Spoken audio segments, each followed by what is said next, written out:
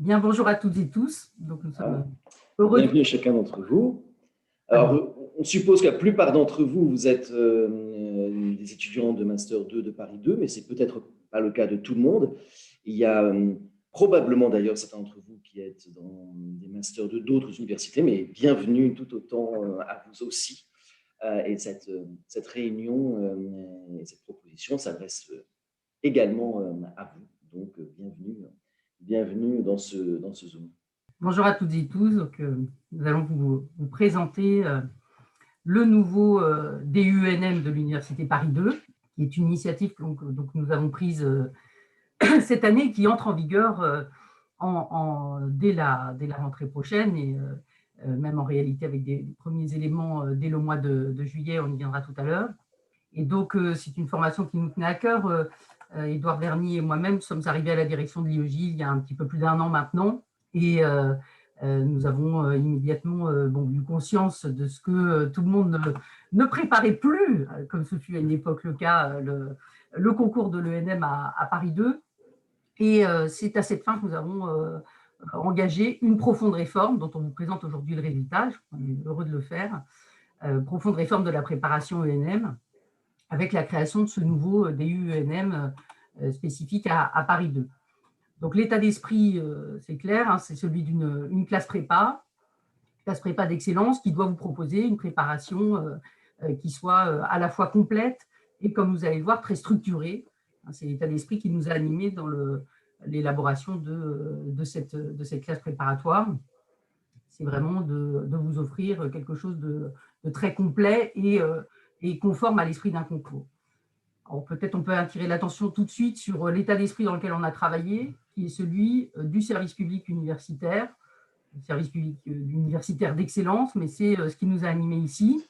On évoquera à la fin la question du coût de la formation, etc.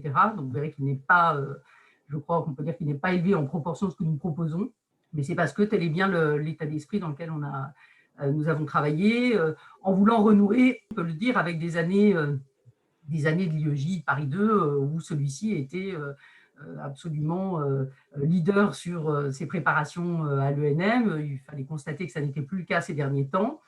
Nous savons bien que parmi vous, notamment en Master 2, eh bien, en tout cas parmi vos prédécesseurs, bon nombre sont allés vers d'autres organismes pour avoir des systèmes de prépa justement dans d'autres endroits. Et ce constat nous faisait peine. Si tu veux compléter, Édouard, mais je crois qu'on peut dire que c'est ce qui nous a animés dans la réalisation de la formation que nous allons vous présenter maintenant. Oui, alors en effet, ce que l'on a voulu, c'est vous plonger dans une ambiance de prépa. Vous allez voir d'une façon très méthodique, avec des cours, mais répartis non pas seulement dans l'année par période, vous allez le voir, mais même dans la semaine. Donc avec, je dirais, on va y venir, une précision de métronome, vous allez voir tout cela, des entraînements bien sûr, des concours blancs pour vous immerger dans les conditions réelles du concours. Et puis, juste peut-être un mot, parce que c'est peut-être pas évident pour chacun d'entre vous. DU, bien sûr, pour diplôme d'université, et c'est un diplôme tout à fait officiel qui vous est décerné par l'Université Panthéon-Assas, et donc qui vous permettra de valoriser cette année, qui n'est pas seulement une année de préparation, bien sûr, pour le concours, mais qui est une année diplômante, grâce à cela. Et donc, c'est précieux pour chacun d'entre vous, c'est précieux bien sûr pour ceux qui auront le concours, mais c'est précieux aussi pour ceux, infamant bien sûr, qui ne l'auront pas, ce qui veut dire qu'ils l'auront l'année suivante, très certainement, mais qui n'auront pas une année de vide sur leur CV, qui auront une année avec un diplôme de l'université Panthéon-Assas, qui montrera que vous avez suivi des enseignements et que vous avez subi avec succès des épreuves, et donc qui vous permet de valoriser cette année, non pas comme une simple année de préparation sans forcément tout le succès que vous souhaitiez, mais comme une année réussie, en tout cas par l'obtention de ce diplôme d'université qui est totalement officiel. Et ce diplôme a donc été présenté il y a de cela maintenant 15 jours, 3 semaines, seulement au conseil d'administration de Paris 2. Il a été accueilli chaleureusement, ce qui nous autorise maintenant à le rendre public, mais c'est vous dire que c'est vraiment une réforme toute récente que nous vous proposons ici, avec une prépa entièrement modernisée. On va vous montrer de quelle manière. Et comme l'a indiqué Édouard Verny à l'instant, nous vous proposons ici une formation qui est à la fois une formation sélective, diplômante et avec une préparation renforcée. Alors, nous pouvons compter sur le soutien dans cette mise en œuvre d'une équipe administrative de l'IEJ qui a été renforcée ces derniers mois. La première chose que nous avons faite en arrivant à l'IEJ avec Édouard Verny, ça a été de restructurer et de stabiliser en renforçant les équipes administratives. Vous verrez, ça a une importance parce que notamment, nous avons maintenant un chef de pôle numérique. Or, on propose beaucoup de choses, vous le verrez, une mise à disposition de toute une banque de données de cours qui vous sera très précieuse. Et évidemment, on avait pour cela besoin d'avoir quelqu'un d'extrêmement compétent informatiquement et également quelqu'un dédié au pôle communication qui nous rejoint ces jours-ci. Donc voilà, on a une équipe qui est particulièrement étoffée et qui est dédiée à la préparation de l'ENM, avec une coordinatrice de la préparation, mais aussi quelqu'un qui est dédié aux aspects spécifiques du DU. On aura l'occasion d'en reparler pour les modalités administratives, on finira par là tout à l'heure. Alors, un rappel, nous allons plutôt axer la réunion sur, bien sûr, le premier concours de l'ENM, la préparation au premier concours, vu le public concerné, mais comme vous le savez, il y a d'autres concours. Voilà, pour aujourd'hui, nous allons mettre l'accent sur la préparation que nous vous proposons, qui est donc celle au premier concours, dont les conditions sont d'être titulaire d'un bac plus 4 et être âgé de moins de 31 ans. Alors, comment est-ce qu'on a conçu cette classe prépa rénovée et totalement modernisée? Eh bien, comme le disait Édouard à l'instant, c'est le sens du tempo, le sens du rythme, et on a structuré cela autour de différentes phases. Alors, la première phase sera, la première grande phase, c'est celle de la préparation aux épreuves d'admissibilité, aux épreuves écrites. Donc, elle se déroule du 20 septembre au 16 avril, dates qui sont celles, elles peuvent être légèrement infléchies, mais a priori pas beaucoup. Nous les avons planifiées en fonction de l'organigramme, enfin de l'agenda prévu pour l'an prochain. Simplement, on n'a pas encore les dates exactes du concours, donc il peut y avoir de très légers infléchissements. Puis, une deuxième période qui est celle que nous appelons des révisions encadrées, du 11 avril au 15 mai à peu près. Et enfin, une troisième période qui est celle de la préparation intensive aux épreuves orales d'admission qui, pour nous, constitue, on soulignera tout à l'heure, on va développer ces trois points, et pour nous, une étape tout à fait cruciale de la préparation que nous commençons dès la mi-juin et que nous poursuivons en septembre-novembre de l'année suivante, une fois bien sûr les résultats, de l'année universitaire suivante, une fois les résultats de l'admissibilité proclamés. Alors, juste un mot de précision. On est parti du principe, évidemment, nous n'avons pas encore les dates, on ne les aura que dans quelques mois, mais à une semaine près, ce sera ça, que les épreuves écrites auront lieu du 30 mai au 3 juin. Donc, ça vous explique le calendrier. Voilà. À une semaine près, ce sera ça. Donc, ça vous explique un peu pourquoi il y a, après le 3-4 juin, et on vous laisse quand même 8 jours pour souffler, 10 jours pour souffler, on passe dans la préparation de l'admission. Exactement. Pour mémoire, ici, nous retraçons, mais vous les connaissez, donc on ne va pas s'y attarder, mais c'est simplement pour mémoire, puisqu'on va maintenant développer la première étape, qui est celle de la préparation aux épreuves d'admissibilité. Nous vous rappelons ici quel est le contenu de ces épreuves. Vous le savez bien, la fameuse épreuve de connaissance et compréhension du monde contemporain, parfois dite rapidement de culture générale, une épreuve de composition, une épreuve de cas pratique, soit dans les matières civiles, soit dans les matières pénales, une note de synthèse et une épreuve de droit public. Alors, comment est-ce que vous allez vous préparer à tout cela?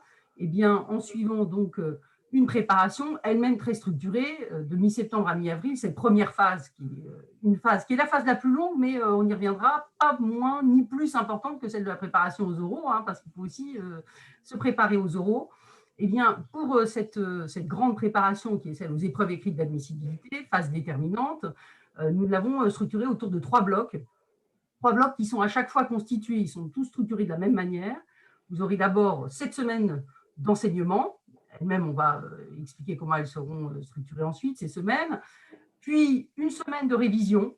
On vous laisse souffler et on vous laisse prendre le temps d'intégrer, d'assimiler, de vous-même à vous-même, les contenus, les méthodes que vous aurez acquises durant les premières 7 semaines d'enseignement, une semaine de révision et ensuite un concours blanc.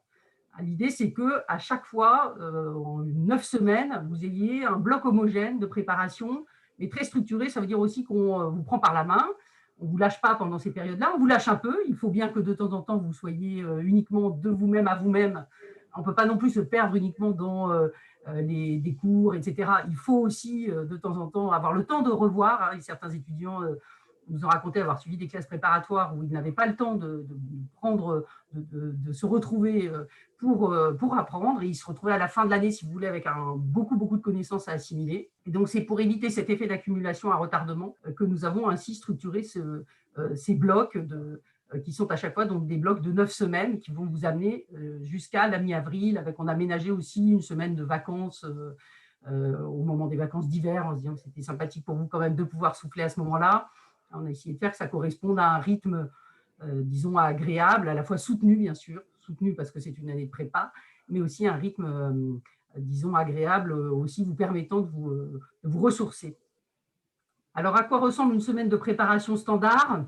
Elle est axée autour de 3 jours d'enseignement, 2 jours de révision et un entraînement écrit sur programme le samedi. Voilà le modèle type. Bien sûr, il peut y avoir des infléchissements, mais là aussi, on a eu à cœur de vous permettre à la fois d'avoir des moments intensifs de cours et de méthodologie. Bon, ça, on va y revenir beaucoup. La clé du concours, on ne le dira jamais assez, c'est la méthodologie. En général, quand vous abordez l'année, ce que vous regardez, vous, c'est les programmes. On peut vous comprendre. Vous regardez l'ampleur du programme à acquérir et vous vous dites que de connaissances. Et c'est vrai qu'il y a une part, bien sûr, d'intégration des connaissances, mais on sous-estime toujours la part de méthodologie par rapport au contenu. Et nous aurons à cœur, dans le cœur même de la formation et des enseignements, de toujours mêler les cours et la méthodologie et de donner une part très, très importante à la méthodologie. Il faut devenir bon, je vais être un peu radical, mais une machine à produire des plans. Voilà, il y a un moment où vous verrez, ça vient, c'est une question de pratique, hein, mais c'est en pratiquant qu'on acquiert des réflexes. Et ces réflexes, on va vous aider à les acquérir, en fait, hein, tout simplement. Au début de l'année, c'est normal de ne pas les avoir, mais il y a un moment où on acquiert une capacité notamment à mettre en perspective les sujets, que ce soit d'ailleurs en culture générale ou en matière pénale ou civile, pour la dissertation en particulier, où il est clair que sera valorisée votre aptitude à connecter le sujet qui vous est donné avec de grands enjeux contemporains et à problématiser, à présenter les choses de façon très réfléchie, avec des plans qui montrent qu'il y a du souffle. Ce n'est pas seulement en fait les connaissances, c'est bien une articulation entre une manière de présenter un sujet, de l'appréhender, de le problématiser et le contenu des connaissances que vous avez. Mais les connaissances n'ont jamais permis de sauver une copie, alors que la méthode permet parfois de sauver une copie, même avec un contenu, même sur des sujets où on est peut-être moins à l'aise du point de vue du contenu. Vous apprendrez à vous en sortir juste avec la méthode. Donc voilà à quoi ressemble une semaine de préparation standard. On vous laisse, l'idée c'est de vous laisser chaque semaine 2 jours de révision pour souffler, pour aussi vous permettre éventuellement d'être parallèlement assistant de justice si vous le souhaitez. Certains font cette démarche et on y reviendra, mais ça peut être quand même très précieux, notamment par rapport à l'oral. On en parlera tout à l'heure à propos des épreuves d'admission. Et donc, c'est quelque chose qui nous paraît important. Et puis enfin, peut-être, Édouard, tu veux dire un mot de l'entraînement du samedi? Oui, alors, ce ne sera pas un entraînement qui aura lieu tous les samedis, mais sur un bloc de 9 semaines. Voilà, partez quand même du principe que 5-6 fois sur les 9, vous aurez cet entraînement le samedi.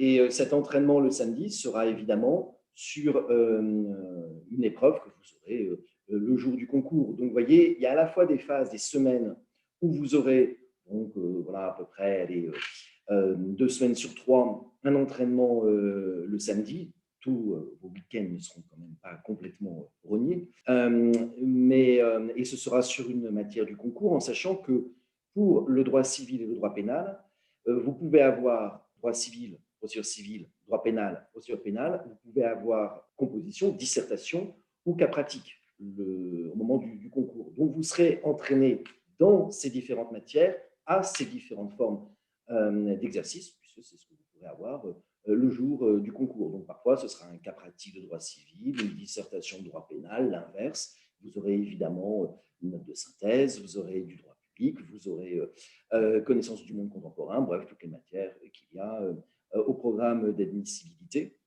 Et puis, évidemment, lors des concours blancs, vous aurez tout cela et avec le rythme qui sera celui que vous aurez lors du vrai concours. Et donc, ces entraînements vous permettent déjà de vous aguerrir de voir ce que cela donne. Alors, il y aura évidemment des corrigés qui vous seront donnés, à la fois tout de suite, d'une manière générale, pour que vous puissiez, alors que vous avez encore le sujet totalement en tête, voir ce qui allait, ce qui n'allait peut-être pas, et puis évidemment, assez rapidement après, une correction individuelle de votre copie, voilà, pour que vous sachiez exactement où vous en êtes, les atouts, les imperfections de votre copie. Et je le dis d'emblée, tout cela est vraiment programmé et on pourra, enfin, nous sommes d'une transparence totale, donc vous aurez accès à tout cela. On vous dira par exemple exactement quand vous aurez, à quelle semaine vous aurez la correction individualisée de ce que vous aurez fait avant. Et le décalage, il est de 2-3 semaines, le temps de corriger. Ce n'est pas 2-3 mois, parce que ce n'est pas 2-3 mois après que la correction vous est utile. Alors, évidemment, ça ne peut pas être 2 jours plus tard, parce que vous doutez bien qu'il faut qu'on corrige et on fait ça très sérieusement. Mais voilà, sachez que la correction générale, vous l'aurez tout de suite. La correction individuelle de votre copie, laissez-nous 2-3 semaines pour corriger, mais ce sera de cet ordre-là. 2-3 semaines, pas plus. Et je viens de revérifier sur le programme exact détaillé que nous avons composé. Et pour vous donner une indication, on a prévu 4 entraînements. Je parle hors des 3 concours blancs, hein. On a prévu 4 entraînements sur la première période, 5 sur la deuxième et 5 encore sur la troisième. Donc, c'est vous dire que c'est quand même un rythme assez soutenu, mais c'est normal, c'est parce qu'il faut pratiquer. La pratique est aussi importante que les acquisitions, disons, purement de fond, hein, on ne le dira jamais assez. D'où l'importance que nous attachons à ces entraînements. Donc, c'est quand même presque tous les samedis, vous aurez des entraînements. Alors, pour voilà, une indication sur le volume des entraînements proposés, ben voilà, à la fin de l'année, vous aurez fait 5 entraînements en connaissance et compréhension du monde contemporain, 5 en droit civil, 5 en droit pénal et procédure pénale, 4 en droit public et 5 en notes de synthèse. On a bien mis 5 entraînements de notes de synthèse parce que, alors là, plus que jamais, c'est l'entraînement, hein, qui fera votre force, puisque c'est un exercice nouveau et auquel il est particulièrement important qu'on vous forme. Et là, il n'y a pas de manière meilleure de se former que de le faire in situ. Vous aurez à la fois des séances de méthodologie pour vous y préparer, mais après, il faut pratiquer, hein, et des séances de débriefing ensuite, bien sûr, sur l'exercice qui aurait été donné. Mais d'où, vous voyez, voilà, des entraînements nombreux, mais c'est normal parce que c'est la clé des bonnes préparations. Et quand on vous dit 5 en droit civil, procédure civile et 5 en droit pénal et procédure pénale, ça veut dire, vous voyez que on a vraiment pensé à cela, vous aurez 2 ou 3 compositions, 2 ou 3 cas pratiques. Voilà. Donc, vous serez préparé à ces 2 formes d'exercice puisque vous aurez l'un ou l'autre le jour du concours. Donc, vous ne serez pas déstabilisé parce que vous aurez un cas pratique de droit civil ou une proposition de droit pénal ou l'inverse. De toute façon, vous aurez été préparé aux deux dans les 2 matières. Exactement. Et j'ajoute aussi à propos des concours blancs qu'ils seront conçus sur programme, c'est-à-dire des larges parts de programme forcément, mais l'idée c'est de vous aider aussi, de vous accompagner dans cette acquisition du contenu qui malgré tout légitimement vous préoccupe pendant l'année. Et donc chaque concours blanc, vous aurez un programme. Alors ce sera un programme large puisque par hypothèse ce sera un tiers du programme à revoir en droit civil, un tiers en droit pénal. On vous indiquera bien sûr voilà, les notions supposées acquises pour ce concours blanc-là. Ce qui vous donne l'idée, c'est de vous donner rendez-vous avec vous-même pour, à l'occasion de ces concours blancs, eh bien, déjà avoir survolé une première fois. Alors même si des fois, vous n'aurez peut-être pas fait autant que vous le voulez, mais ça vous aura obligé de toute façon à avoir déjà vu les 3 tiers du programme, quoi qu'il arrive, mi-avril, quitte à ensuite, comme vous le souhaitez le faire en général, repeaufiner et continuer vos révisions. Vous avez vu qu'on vous a laissé quand même un temps de latence avant le concours, ça c'est sain, il faut toujours laisser un temps où le candidat se retrouve avec lui-même. On doit à la fois, comme vous avez vu, nous avons à cœur de vous accompagner, et on sait aussi qu'il y a des moments où le candidat doit être face à lui-même pour mesurer où il en est, pour prendre le temps d'acquérir, de combler d'éventuelles lacunes. Donc vous pourrez le faire à la fin de l'année, mais l'idée quand même, c'est qu'on vous accompagne avec ces concours blancs, sont aussi des rendez-vous avec vous-même sur les blocs de révision. On ne va pas se retrouver déconcerté à la fin de l'année en s'apercevant qu'on n'a pas vu telle ou telle partie du programme. Je crois qu'on a pas mal présenté la première partie, la première phase, et qu'on peut peut-être commencer à présenter la deuxième, qui alors là est une phase de révision intensive et accompagnée, phase de révision intensive et accompagnée, de mi-avril à mi-mai approximativement, hein. L'objectif ici, ce sont des révisions méthodologiques actives, c'est de vous faire pratiquer ici des ateliers de méthodologie en particulier, des ateliers de plan, hein, vous faire travailler pour la dissertation les plans et pour les cas pratiques la méthodologie particulière du cas pratique. Là aussi s'acquiert, mais où il faut avoir une méthodologie assez pointue. C'est aussi une phase où on vous accompagnera dans l'actualisation de vos connaissances. Il y a toujours un moment avec le droit, évidemment, on n'a jamais fini d'actualiser. Donc, ce sera le moment aussi, le cas échéant, de vous délivrer un certain nombre de points d'actualisation dans les différentes matières, si besoin. Ça peut être par des petits fascicules aussi qu'on mettra à votre disposition à ce moment-là. Et puis enfin, une préparation, je dirais, pure et simple aux écrits. Ça rejoint la question de la méthodologie, hein, mais un accompagnement à la fois des réflexes méthodologiques que vous devez avoir, notamment tout ce qui se joue la première heure. On en reparlera tout à l'heure. C'est une des choses sur lesquelles on va travailler tout au long de l'année, mais on y retravaillera spécialement durant la phase de révision intensive. Et puis aussi des ateliers de gestion du stress, parce qu'on sait que parfois, à l'écrit, il y a cette dimension, autant qu'à l'oral en réalité, où le candidat, vous savez ce qu'on dit parfois, le candidat est à lui-même son pire ennemi, en fait, hein, s'auto-élimine par stress, par incapacité à gérer ce moment très particulier qui est celui des épreuves en salle. Donc, c'est un moment où on continue de vous accompagner, cette fois-ci davantage dans une interactivité autour de ces différents points pour que vous soyez prêts après opérationnel. L'idée étant que vers la mi-mai, on vous laisse là travailler de votre côté, vous avez un mois à peine, hein, pour faire vos révisions, etc. Après, certains souhaiteront peut-être s'isoler déjà. Là, il y a des questions de tempérament.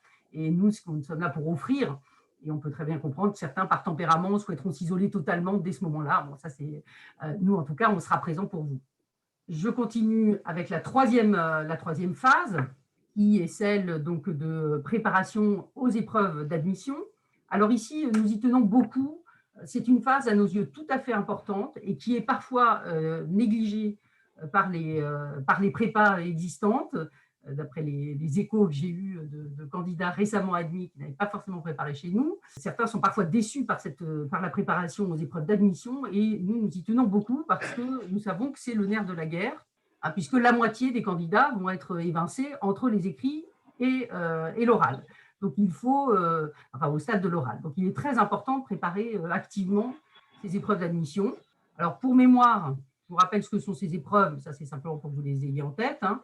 La mise en situation, l'entretien avec le jury, le droit social ou droit des affaires, sont les options que vous avez choisies, droit de l'Union européenne ou DIP ou droit administratif, et un oral d'anglais qu'il ne faut pas négliger, hein. Certains candidats sont reçus grâce à l'anglais ou ne sont pas reçus à cause de l'anglais. Donc, il faut se préparer activement à cela. Et puis, éventuellement, une seconde épreuve, une seconde langue étrangère que vous pouvez avoir choisi de présenter. Donc, voilà la composition des épreuves. Alors, comment est-ce qu'on vous y préparera? Peut-être est-ce que, Édouard, tu veux… Et alors, sur l'anglais, bien sûr, vous serez préparé depuis le début de l'année universitaire. Vous aurez des cours d'anglais, évidemment, dès le mois d'octobre.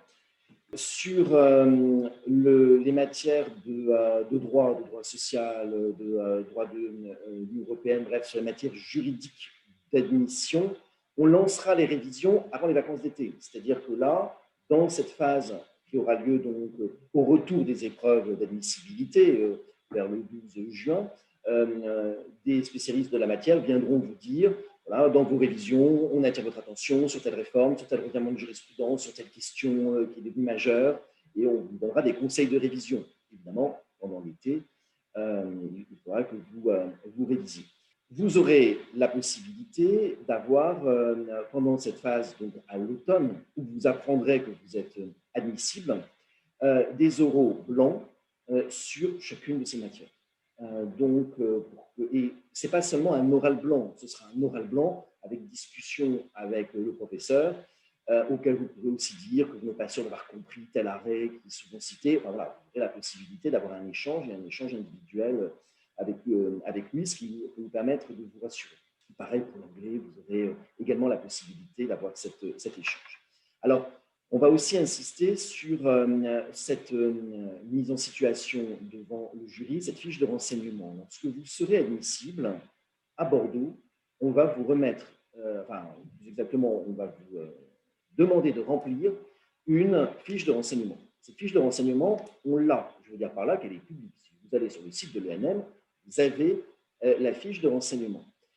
Si bien que cette fiche de renseignement, que vous allez pouvoir je dirais, remplir posément, tranquillement, nous, on va vous donner des conseils, bien la remplir. Vous allez même avoir plusieurs regards. Vous allez même avoir la possibilité de nous soumettre la fiche si vous le souhaitez. Si vous souhaitez soumettre à l'un des enseignants, parce que nous sommes plusieurs à avoir une grande expérience de ces fiches pour suivre ce concours depuis des années, si vous souhaitez nous en soumettre la lecture, eh bien, vous pourrez nous en soumettre la lecture et on vous fera des recommandations, des observations, si vous le souhaitez. Donc, ça, c'est un élément qui est évidemment important et on ne vous abandonne en rien pendant cette période. Et puis, vous avez cette mise en situation devant le jury. Alors, certains d'entre vous, vous connaissez déjà un peu l'exercice. On vous met à 3 ou 4, normalement 4, autour d'une table sur un thème non juridique. Il peut avoir une dimension juridique, mais ce n'est pas ça qu'on attend de vous. On vous met dans une situation de quelqu'un qui a une décision à prendre. Il est proviseur, il est maire, voilà. Il est chef d'entreprise. Il a une décision à prendre par rapport à un cas qui peut se poser dans la société actuelle. Le jury est présent, il est taisant. Et donc, ce sont 3 ou 4 candidats qui doivent se répartir la parole, qui doivent dire des choses. Non seulement nous vous ferons des recommandations en amont, mais on va également vous permettre de le faire de façon blanche avec nous pour que le jour du concours, ce ne soit pas votre première fois. Et ça vous met dans des conditions beaucoup plus faciles de l'avoir déjà fait et d'avoir des recommandations. Et puis, vous avez après le passage devant le jury, où là, vous répondez de manière courte d'ailleurs à une question de culture générale, de connaissance du monde contemporain. Donc là, évidemment, vous avez déjà été formé à ça, mais on vous formera aussi à cette phase orale. Et puis, en quelque sorte, vous soutenez votre fiche individuelle de renseignement devant le jury. Là aussi, on va vous préparer à cette orale-là et en vous faisant répéter devant un jury, donc pas seulement devant une personne, parce que le jury au complet, donc devant plusieurs personnes, des universitaires, mais aussi un magistrat, le cas échéant un psychologue, car vous serez également conseillé par un psychologue dans cette phase-là, sachant qu'il y a un psychologue dans le jury. Et donc, on va vous donner un peu, voilà, à la fois des informations, des recommandations, des observations sur la façon de pouvoir se comporter au mieux devant le jury lors de cette période-là. Donc, l'idée vraiment, c'est qu'on ne vous quitte absolument pas jusqu'à votre dernière épreuve. On vous lâche à votre dernière épreuve, pas avant. Donc, selon un calendrier qui est finalement un calendrier qui est souvent individualisé, parce que vous ne passez pas vos épreuves, évidemment, au même moment. Et bien, donc, nous, on s'adapte. Si vous passez votre épreuve très tôt, eh bien, on vous suivra très tôt sur cette épreuve-là. Si c'est un peu plus tard, eh bien, un peu plus tard. C'est du sur-mesure, mais on vous lâchera quand vous aurez suivi votre dernière épreuve auparavant. Et vous l'avez compris, nous sommes très attachés à commencer très tôt la préparation. C'est pour ça qu'on vous donnera un certain nombre d'éléments et déjà des premiers conseils importants de révision, etc. Dès le 15 juin, dès que vous reviendrez parmi nous, on vous laisse souffler juste après le concours. Mais on vous laisse souffler, mais pas si longtemps que ça, parce que l'une des clés de tout concours, hein, en réalité, c'est de parier sur le fait qu'on va être admissible. Ça, c'est vraiment c'est quelque chose, mais on met du temps à se convaincre de cela, parce que ça peut paraître d'ailleurs sur le papier, pourquoi pas, assez facile, mais en fait, vous imaginez bien qu'en pratique, c'est difficile. On se dit toujours qu'on a raté quelque chose à l'écrit, que donc ça ne doit pas passer, on est toujours assez pessimiste, sauf quelques tempéraments résolument optimistes, et tant mieux, ou des gens très sûrs d'eux, mais malheureusement, la tendance est souvent à plutôt se disqualifier à ce moment-là. Et nous, notre travail à ce moment-là, ça va être de vous remobiliser, quoi qu'il arrive, pour que vous prépariez l'oral, parce que de deux choses l'une, on ne dira jamais assez, soit vous êtes admissible, et évidemment, vous aurez tout gagné à commencer à vous préparer le 15 juin, plutôt qu'en septembre, en apprenant que vous êtes effectivement admissible, soit vous ne serez pas reçu cette année-là, vous ne serez pas admissible, mais vous aurez engrangé 2 mois et demi de préparation qui seront inestimables pour l'année d'après. Donc de toute façon, c'est un pari qui est gagnant. Et il est vraiment crucial de se mettre au travail dès le 15 juin, et nous, on vous aidera psychologiquement à vous remobiliser pour ça, et de parier sur le fait qu'on va être admissible. De toute façon, ça, c'est intéressant, c'est le calcul qu'il faut faire. Deuxième conseil aussi, on peut vous dispenser dès maintenant, c'est d'aller au mois de… lorsque les oraux commenceront à Bordeaux, nous ne pouvons que vous recommander, on vous le redira dès la rentrée de septembre, hein, d'aller assister à des écrits à l'ENM. Il faut s'inscrire avant, il y a un petit processus qu'on vous expliquera, mais il est très intéressant d'assister in situ à ces oraux pour comment dire, à la fois ne pas les sous-estimer et en même temps aussi les désacraliser, voir comment ça se passe réellement. Et ça va, c'est très rassurant en fait d'avoir vu les choses. Et lorsqu'on apprend qu'on est admissible, a fortiori quand bien sûr on a parié qu'on n'allait pas l'être, eh bien il y a un choc moindre dans le fait d'avoir déjà vu ce que c'était, etc., d'être déjà immergé là-dedans. Donc nous vous inciterons à aller, et ça on le fera dès septembre. La clé c'est quand même dans les concours, c'est le tempo, mais c'est l'anticipation. Vous le sentez bien, c'est d'anticiper, toujours jouer le coup d'après. Ça c'est quelque chose, c'est la clé des préparations au concours quel qu'il soit, je dirais, celui-ci en particulier, mais ça vaut pour bien des concours. Et puis ne pas négliger toutes ces épreuves, y compris les entraînements techniques, les épreuves techniques. Vous avez vu quand même quand on a regardé je reviens un tout petit peu en arrière, mais les coefficients qu'on vient d'examiner, vous voyez que quand même, coefficient 4 pour le droit social, le droit des affaires, ce n'est pas un petit coefficient. Droit de l'Union européenne, DIP ou droit administratif, coefficient 4, donc vous comprendrez qu'on est à cœur de vous préparer. Et encore une fois, récemment, des candidats heureux et malheureux m'ont dit que l'anglais avait eu un rôle dans la manière dont ils avaient été jugés in fine. Sur la fiche individuelle de renseignement, je complète ce que vous a dit Édouard tout à l'heure, il est très important de penser que dans cette fiche vont figurer, c'est-à-dire qu'on vous aidera à les valoriser, et on pourra le faire, on sera très bien placé pour le faire parce qu'on sait très bien ce que vous avez fait en M2 dans la maison. Il nous est aisé de communiquer avec vous là-dessus et on sait très bien dans quel cas vous travaillez. Vous savez que le mémoire de recherche que vous aurez fait en M2 pourra être très important pour celles et ceux qui en auront fait un. C'est l'occasion de le valoriser. Ça peut être tout à fait, c'est quelque chose qui fera partie de la fiche individuelle et qui donne lieu à des questions à l'oral.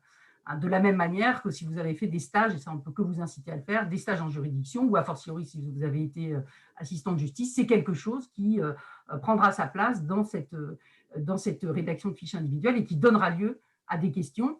Et ça se prépare. Là aussi, l'anticipation est la meilleure conseillère, de même que une réflexion anticipée qu'on vous invitera à avoir dès le mois de septembre sur pourquoi est-ce que je veux être magistrat, des questions très simples qui peuvent vous être posées, mais qui sont des questions profondes. Quelle est votre vocation réelle? Pourquoi est-ce que vous faites cela? Je crois qu'il faut avoir élucidé tout cela avant de se présenter oralement devant un jury. Et puis, nous vous proposerons aussi des actualités. Ça, ce sera sous forme documentaire, de façon régulière. Les actualités, je dirais générales, parce qu'à travers le sujet de mise en situation, etc., vous sentez bien qu'on peut vous interroger sur des questions d'actualité, a fortiori, bien sûr, sur le sujet de culture générale. Les actualités, qu'elles soient donc non juridiques ou juridiques, une petite revue de presse, des choses comme ça qui vous accompagneront pendant cette phase de préparation, qui est particulièrement important. Quant à la préparation au grand oral, ça a toujours été une grande force de la maison, la culture générale, et on entend bien sûr maintenir cette grande force. Moi-même, il y a plus de 20 ans, j'enseignais dans la prépa ENM de culture G, dans les belles heures de l'IEJ, et où on avait des résultats à l'ENM qui sont ceux qu'on souhaite atteindre désormais, réatteindre. Voilà donc pour la phase de préparation à l'oral. Et nous attirons aussi votre attention sur tout ce qui sera mis à votre disposition par ailleurs, à savoir une banque de données de cours qui va être enrichie au fil de l'année, c'est-à-dire que tous les cours vont faire l'objet d'un enregistrement et seront ensuite mis sur la plateforme Moodle et la plateforme, on a Zoom, Moodle, on a plusieurs plateformes pour cela, mais on est très opérationnel, comme je vous le disais, on a recruté un informaticien à cette fin, Marc Philippe, qui a totalement nous a fait entrer dans notre révolution numérique et même accomplir cette révolution numérique. Donc, on est maintenant en capacité de proposer de très, très nombreuses vidéos des cours qui auront donc été enregistrés. Si jamais vous n'avez pas pu y assister en direct, eh bien, vous pourrez les revoir ensuite, ce qui peut être très important, notamment pour celles et ceux qui ont une mémoire plutôt auditive que visuelle. Même en récupérant un cours après, ça peut ne pas avoir du tout le même effet, bien sûr, que d'y avoir assisté, même en différé. Donc, cette banque de données de cours, ce sera très important pour vous. Des polycopiés pour chaque grande matière. Ça, on sait bien que c'est la clé des prépas. C'est un élément important, c'est rassurant et puis, de fait, ça vous offre un cadre qui est tout à fait utile. On fera même en sorte de vous en délivrer un dès le mois de juillet pour la culture générale, un premier poly. Et dès le mois de juillet, au demeurant, lorsque vous serez, si vous avez bien sûr finalisé la totalité de votre inscription, nous vous proposerons des vidéos de présentation du concours, parce que le concours a été réformé. Là, j'ai présenté rapidement les épreuves, mais il y aurait à dire aussi sur l'état d'esprit du concours, qui a été un peu modifié ces derniers temps. C'est ce que nous ferons dans ces vidéos de présentation. Des vidéos de présentation aussi des différentes épreuves séparément. Qu'est-ce qu'on attend dans chacun? Quel est l'esprit des différentes matières, des différentes disciplines et des épreuves attachées à ces disciplines? présentation des annales aussi et des rapports de concours. On ne le dira jamais assez, cette littérature grise que sont les rapports de concours est une littérature très, très précieuse lorsqu'on prépare un concours. Et nous, notre travail, ce sera de vous immerger dans ces rapports. Ça ne vous dispensera pas d'aller les lire après. Moi, je pense qu'il y a toujours une plus-value à avoir pris connaissance soi-même, mesurer ce que dit le jury et s'apercevoir qu'il est parfois attentif à des détails auxquels on ne songerait même pas, qui paraissent secondaires, mais qui sont déjà cruciaux, l'orthographe, la qualité de l'écriture, etc., etc. On est toujours étonné de ce qu'on trouve dans les rapports de concours. Les meilleures copies aussi, qu'il faut aller lire. On attirera votre attention sur tout cela. Et puis, bien sûr, une bibliographie afin que vous puissiez commencer à vous orienter dans vos révisions. Là aussi, dès l'été, vous voyez que bon, l'idée, c'est d'anticiper. Alors, vous pourrez souffler un peu durant votre été après votre année de Master 2, et pourquoi pas aussi, bien sûr, faire un stage en juridiction, ça peut être le bon moment, on ne saurait trop vous y inciter. Mais l'été, c'est vrai que c'est aussi, alors on peut souffler, mais il faut aussi commencer tout ce que vous aurez fait avant, s'immerger dans l'actualité, à commencer à, notamment si vous n'êtes pas à l'aise en culture générale, c'est pour ça qu'on voudrait vous donner un premier poli dès avant les vacances. Ce sera intéressant pour vous de vous plonger une première fois dans cette discipline et dans ces grands enjeux et mettre à profit l'été pour déjà vous mettre dans un état d'esprit. Voilà, commencer à se mettre dans un état d'esprit pour limiter le choc que représente nécessairement, quoi qu'il arrive, une classe préparatoire. Et en complément aussi, bien sûr, au fil de l'année, ça c'est une grande tradition de l'IEJ à laquelle nous sommes attachés, les conférences de l'IEJ, les regards sur l'actualité. Ça, nous maintenons bien sûr cette habitude qui a été prise de faire venir de grandes personnalités du droit, des représentants des milieux judiciaires et juridiques pour vous permettre à la fois d'actualiser vos connaissances et de vous sensibiliser aux grandes questions contemporaines, à l'ère du temps. Il y a quelque chose dans les concours, c'est qu'on est au croisement de connaissances profondes, de mouvements de fond, de choses que l'on doit avoir acquises, et l'histoire a son importance là-dedans, l'histoire du droit, etc., une connaissance des stabilités, et en même temps des mouvements contemporains. Et c'est au croisement, un concours, ça se situe toujours au croisement des deux. C'est un concours une année donnée. Si vous regardez les sujets qui sont tombés d'année en année, on sent bien, il y a une petite couleur du temps à chaque fois. Et cette couleur du temps, vos intervenants à l'IEJ, qui sont à la fois, d'ailleurs, j'y insiste, des magistrats, des universitaires, des avocats, qui sont des intervenants pluriels, vous auront sensibilisé à cette ère du temps particulier. Et les conférences de l'IEJ sont d'autant plus un endroit qui vous permet d'être à l'affût de ces données contemporaines particulières. Les outils, nous en avons déjà parlé, je n'insiste pas plus que cela, puisque j'ai déjà évoqué, mais un espace numérique de travail dédié, Agorasas, donc Moodle, moi ce que j'appelle Moodle, mais c'est Agorasas qui effectivement administre l'ensemble. Et puis, bien sûr, une bibliothèque numérique avec tous les éléments à votre disposition, toutes les ressources documentaires de Paris 2, mais beaucoup d'entre vous, parmi celles et ceux qui assistent à la réunion, les connaissent déjà, une riche documentation. Et nous pouvons peut-être en venir maintenant aux éléments peut-être spécifiques au DU. Alors d'abord, une formation sélective, une formation diplômante et une préparation renforcée et individualisée. On va mettre l'accent là sur tous ces éléments, puisque tout ce que nous venons de présenter, pour être bien clair, tout cela, c'est la réforme d'ensemble de la prépa ENM que nous mettons en œuvre pour tous cette année. C'est-à-dire qu'on veut l'ensemble des préparationnaires à l'ENM auront, mais évidemment, a fortiori ceux qui seront inscrits au DU, bénéficieront de cette formation très rythmée que nous venons de vous présenter. Mais de surcroît, si vous n'êtes pas inscrit seulement à la prépa générale, mais au DU lui-même, eh bien, vous accédez à des plus que je vais maintenant présenter, à savoir que c'est une formation sélective, une formation diplômante, et puis ça vous offre une préparation encore renforcée, encore plus individualisée au concours. Alors peut-être quelques mots d'abord sur le renforcement de la préparation, parce que c'est une dimension essentielle. L'esprit de promo sera évidemment encore plus poussé dans le cadre des inscrits au diplôme d'université. En effet, nous ferons en sorte que vous ayez des TD en commun, que vous ayez un certain nombre d'activités communes, où vous vous retrouverez en présentiel quoi qu'il arrive pour ces activités. Nous mettrons en place aussi, donc l'idée c'est de renforcer l'individualisation, un système de tutorat, Donc un système de tutorat, c'est-à-dire que vous aurez soit un universitaire ou un magistrat, un avocat qui vous suivra durant l'année, avec qui vous aurez des rendez-vous périodiques, notamment après chaque concours blanc ou juste avant chaque concours blanc, selon. En général, c'est plutôt après les concours blancs, on fait un point et vous pourrez ainsi échanger sur la façon dont vous ressentez votre préparation personnelle cette fois-ci, pas seulement le rythme collectif, mais vous-même, où est-ce que vous en êtes. Et vous pourrez ainsi bénéficier de conseils individualisés. Nous vous inciterons aussi au travail collectif en petits groupes. On facilitera les échanges entre vous parce que c'est quelque chose d'important dans les préparations. C'est aussi les à côté, l'esprit collectif. On ne gagne pas tellement à être dans la concurrence individualiste en réalité dans les concours. Moi, j'ai rarement vu cela valorisé. Je crois qu'en général, un travail collectif intelligent, on se répartit un petit peu les tâches en fonction de ses affinités personnelles, eh bien, porte toujours ses fruits. Et donc, on vous incitera à mettre cela en œuvre. On facilitera cela, bien sûr, en vous donnant des éléments pour vous faciliter la mise en contact, aussi que vous repériez un peu vos personnalités les uns les autres, vos points forts, vos points faibles, et que vous puissiez faire des groupes complémentaires. Enfin, quelque chose à quoi nous sommes très attachés, on fera des calls de façon régulière, ce qu'on appelle des calls dans les classes prépa plutôt littéraires ou scientifiques, c'est-à-dire des occasions d'entraînement in situ, en petits groupes, individuel et en petits groupes, c'est-à-dire que vous serez 4 ou 5 dans la salle à préparer le même sujet, et que ce soit pour l'oral, ça va de soi, mais aussi pour l'écrit. Alors, ça peut paraître original, mais c'est quelque chose en quoi nous croyons beaucoup.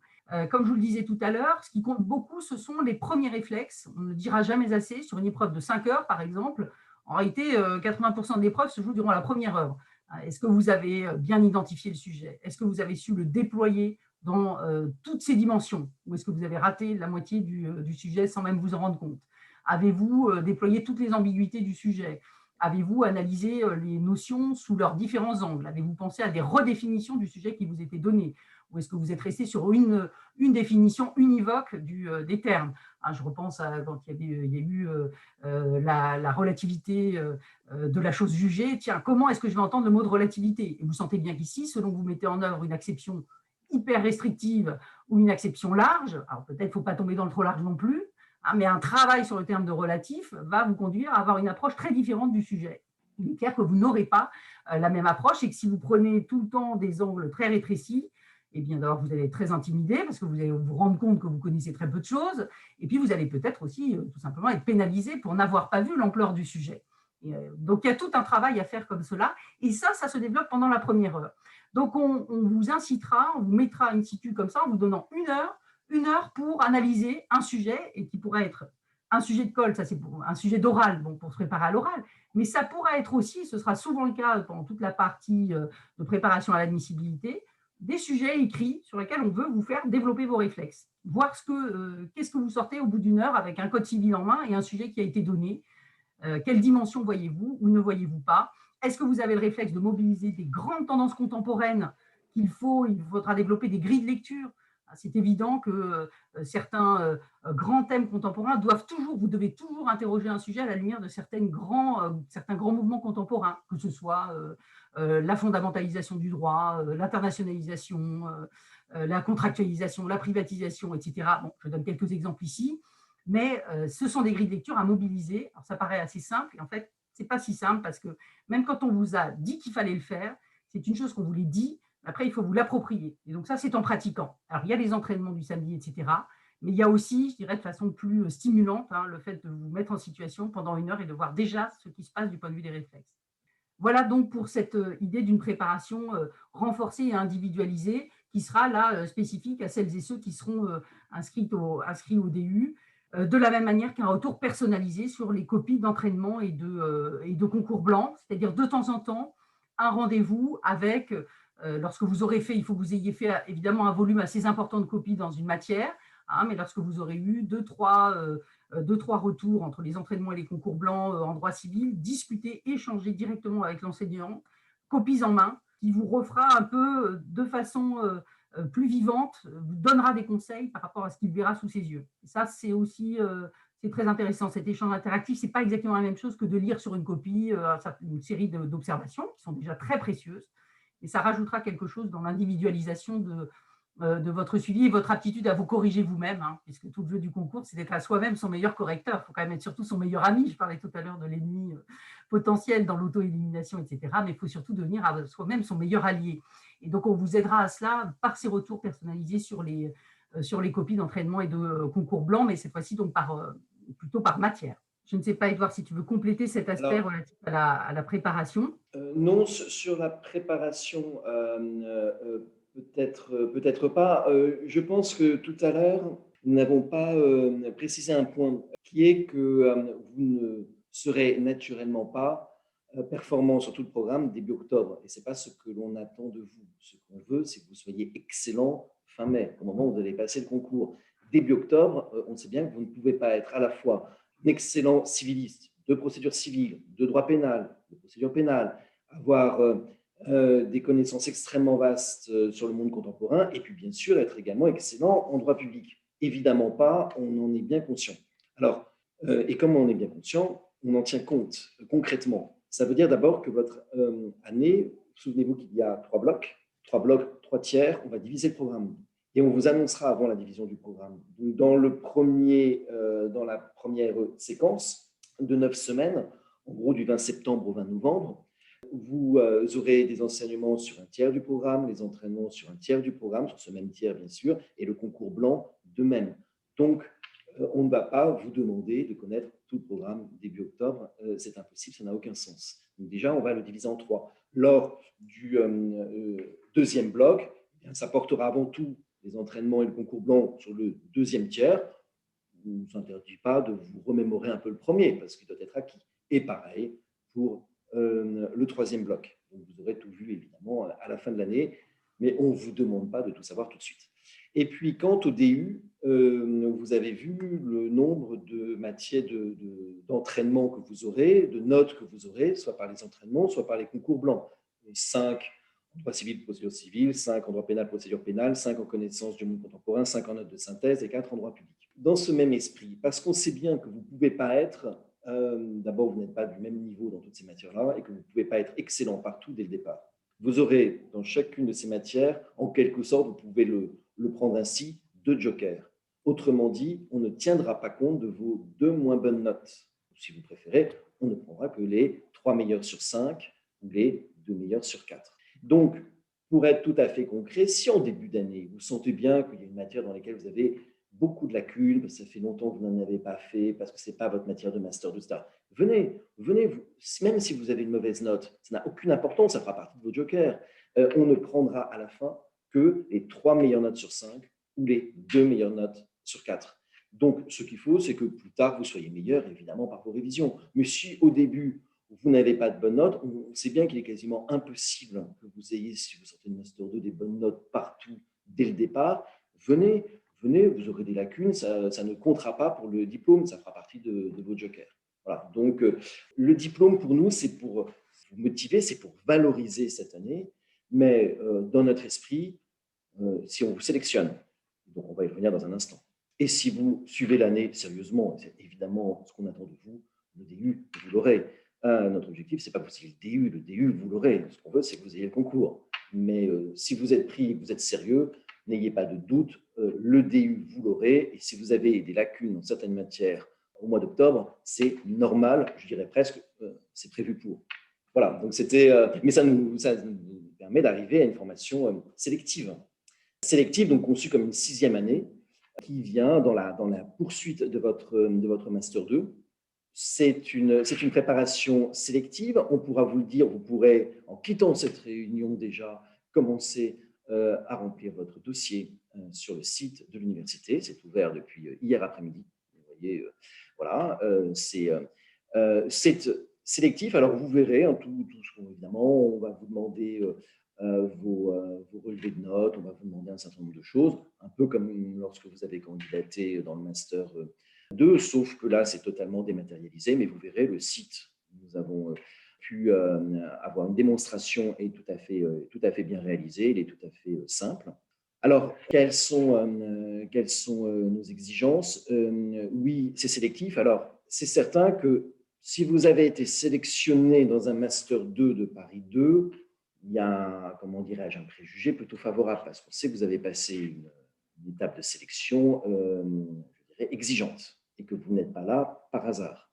Après, évidemment, on regardera néanmoins votre dossier. Si vous venez d'ailleurs, ça ne veut pas du tout dire que vous êtes par hasard dans votre Master 2 et vous avez peut-être été également sélectionné de manière très rigoureuse.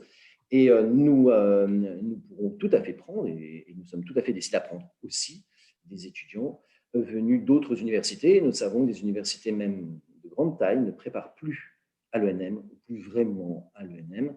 Et s'ils peuvent trouver chez nous la possibilité de se préparer au meilleur niveau, eh bien, on ne va pas les écarter, bien sûr. Donc, voilà, on va vous sélectionner selon votre dossier, selon le potentiel qu'on ressent en vous et cette capacité à suivre quand même une sixième année qui est une année de prépa, donc avec cette exigence-là, cette motivation-là.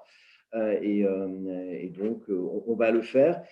Et on va le faire très vite. C'est-à-dire que dès aujourd'hui, vous pouvez remplir votre dossier. Vous n'êtes pas obligé de le faire en une fois, hein, c'est très bien fait. Vous pouvez commencer à le faire, puis poursuivre sur plusieurs jours. Vous avez jusqu'au 31 mai.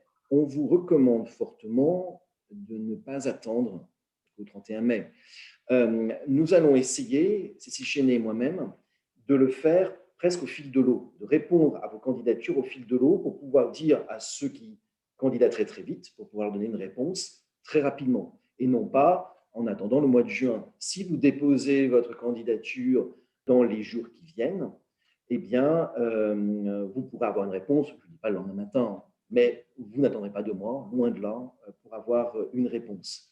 Et puis l'autre élément pour lequel on vous invite, c'est un peu stratégique, à ne pas trop tarder, c'est que cette préparation, eh bien, évidemment, est de plus en plus connue. Même si elle est neuve, on sait bien que ça se répand, y compris sur les réseaux sociaux, et pour tout vous dire, on fait tout pour.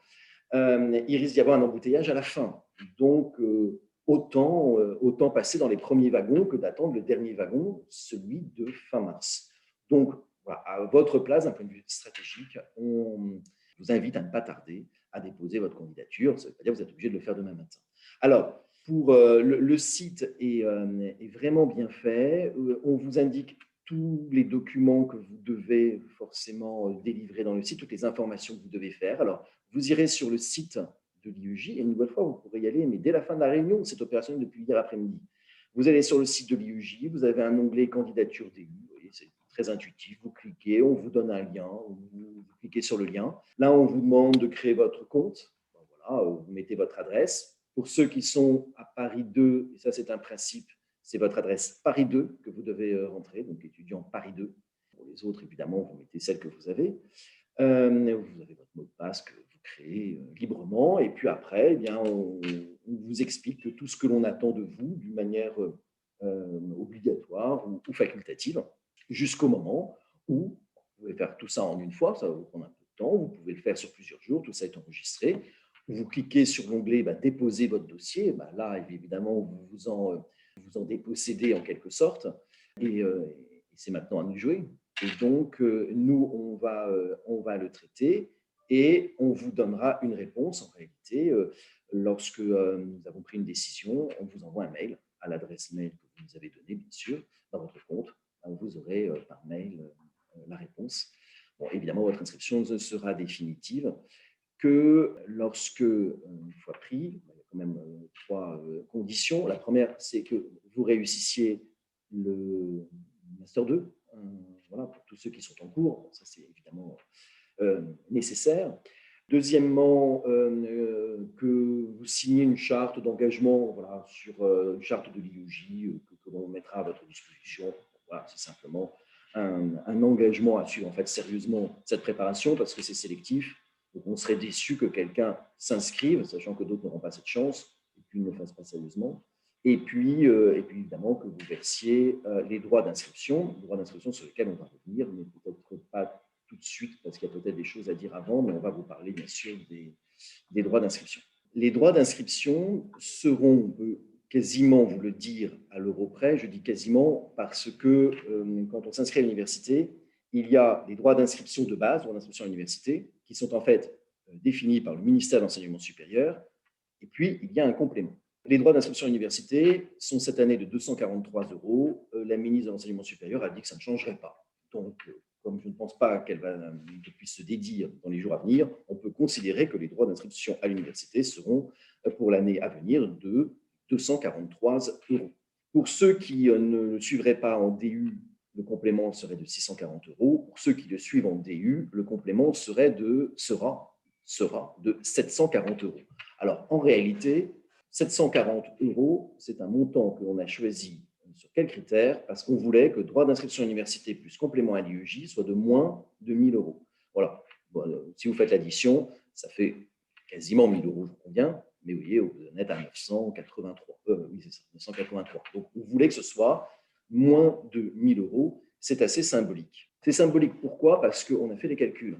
Vous allez payer à peu près 30% de ce que reviendra du coût de votre préparation. Parce que votre préparation va bien coûter, si on prend tout en considération, y compris tout le personnel qui va travailler pour vous, au moins 3 500 €. Et vous, on va vous demander d'en payer un peu moins de 1 000.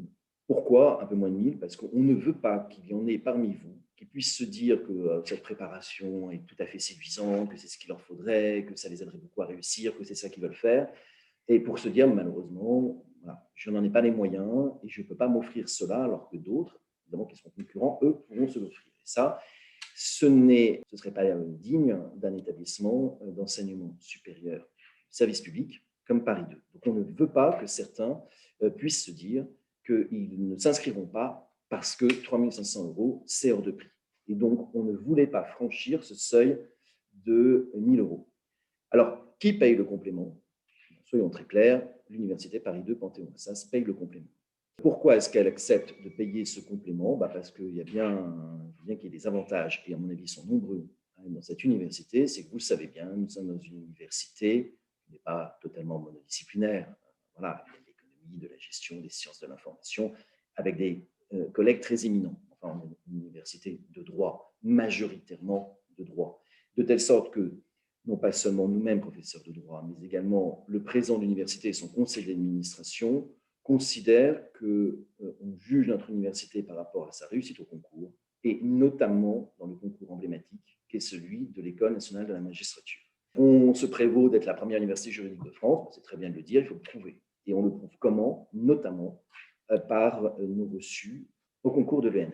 Donc, Paris 2 investit en vous, veut vous payer votre préparation, et c'est un investissement, et parfaitement prêt à prendre cela en charge parce que voilà, c'est l'honneur de Paris 2, c'est l'image de Paris 2. Nous, on veut que nos étudiants réussissent ce concours. C'est du gagnant-gagnant. Si vous le réussissez, eh bien, vous serez évidemment aux anges, et c'est bien normal. Paris 2 sera très heureuse d'avoir beaucoup de reçus au concours de l'ENM. On sera très fiers, et outre tout le plaisir qu'on aura pour vous d'un point de vue humain, soyons clairs, voilà, Paris 2 sera très honoré et très fier de votre succès. Donc, ce sera du gagnant-gagnant. Alors, dans beaucoup d'universités, vous savez, on n'arrive pas à Paris 2 directement, on a des expériences ailleurs. Dans beaucoup d'universités, ce ne serait pas possible.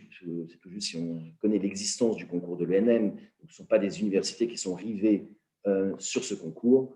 Paris 2, université de droit, est rivée sur les concours juridiques, et celui de l'ENM fait évidemment partie des plus prestigieux. Donc, sur 3 500 € à peu près, que coûtera votre formation, on vous demande d'en payer un peu moins de 1 000. Le reste, c'est notre affaire. Donc, voilà, un peu pour vous expliquer aussi ce dont il s'agit, et puis pour que vous puissiez un peu comprendre notre démarche.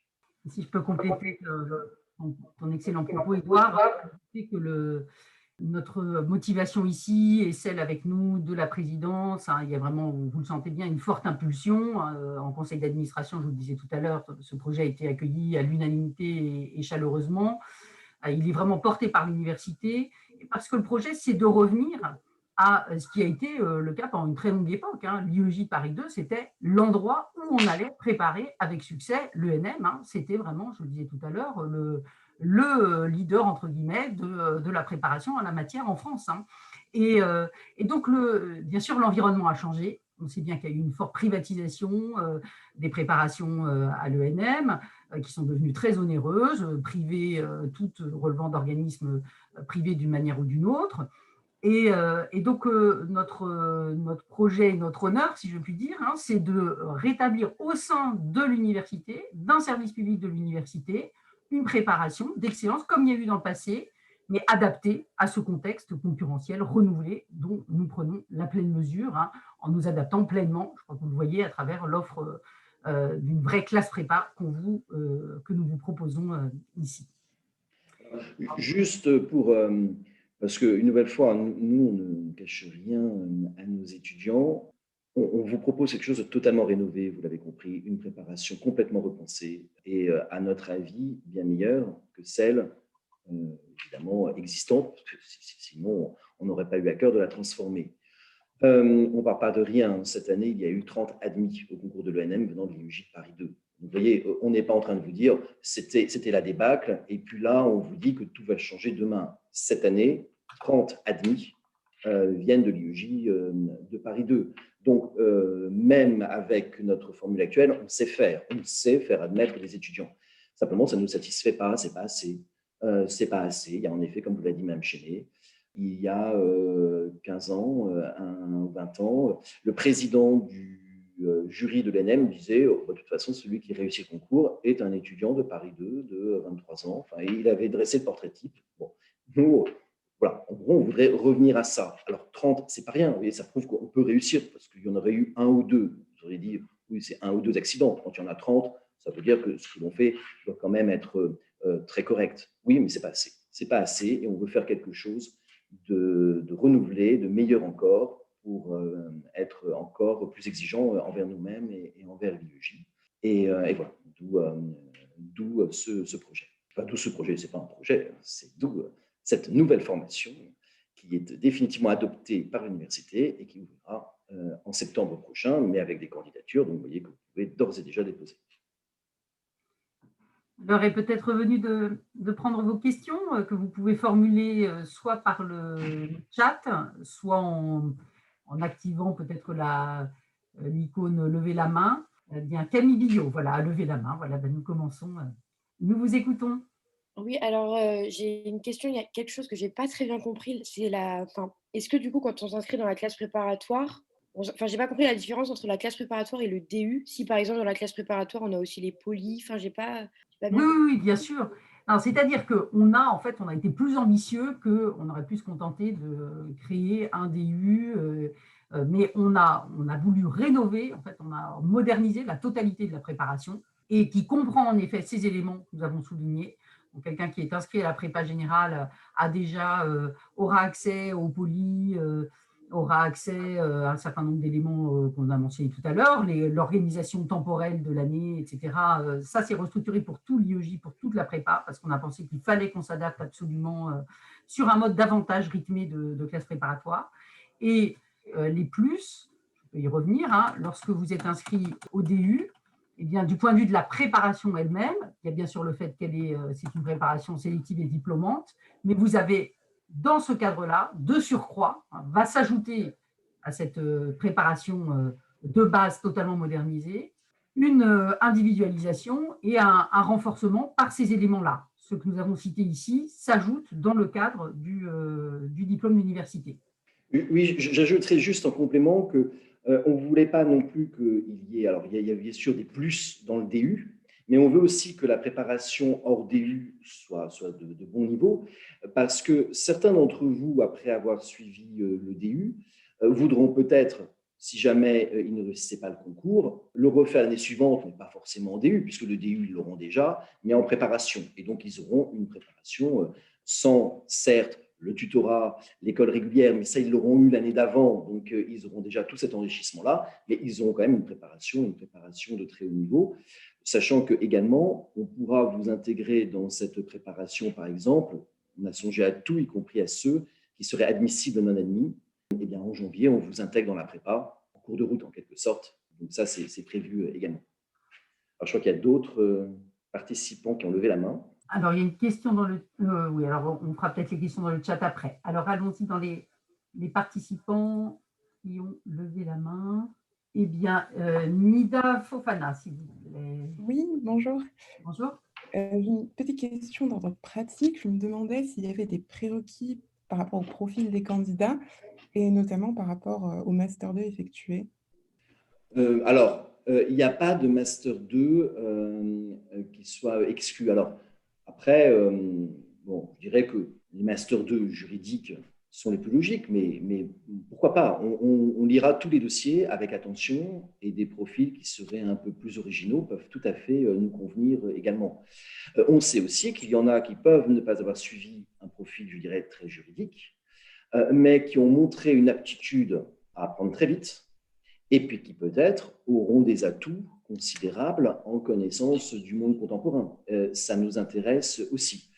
Donc, en tout cas, ce qui est certain, c'est que nous ne regarderons pas uniquement, même si on pense que ce sera une bonne part des candidatures, uniquement ceux qui viennent des mentions peut-être plus évidentes, à savoir droit privé, droit pénal, justice et droit du procès, évidemment, qui sont des mentions voilà, qui fournissent beaucoup de candidats et de vocations à la magistrature. Mais si vous avez un profil un peu différent, bien sûr, en droit public aussi, mais si vous avez un profil un peu différent, vous pouvez tout à fait être pris et nous intéresser, même si votre Master 2 n'était pas concentré autour du droit civil, et de la procédure civile, du droit pénal et de la procédure pénale. Donc, on sera assez là-dessus ouvert. Très bien, merci beaucoup. Alors, il y avait aussi iPhone Juju, je crois. Oui. Vous m'entendez? Oui, oui, on vous entend. Ah, pardon. Bonjour. Alors, Judith Waknig, je me permets d'intervenir parce qu'en fait, vous n'avez pas abordé, ou alors j'ai peut-être loupé les 10 premières minutes de votre intervention, le second concours.